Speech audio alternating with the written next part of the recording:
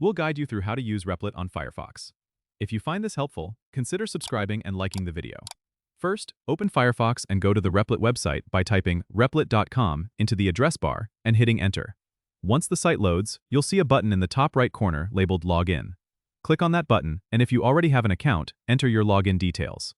If you're new to Replit, you can sign up using your email or by linking your Google or GitHub account for a quicker setup.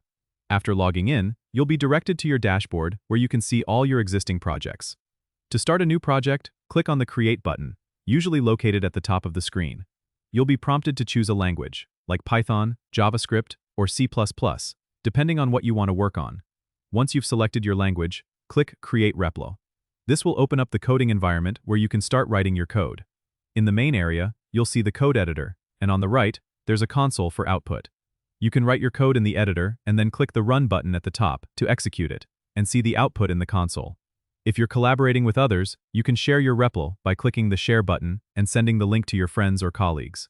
Replit also has a version control system built in, so you can track changes and revert back if needed. Remember to save your work frequently by clicking the Save button or using the shortcut Ctrl+S.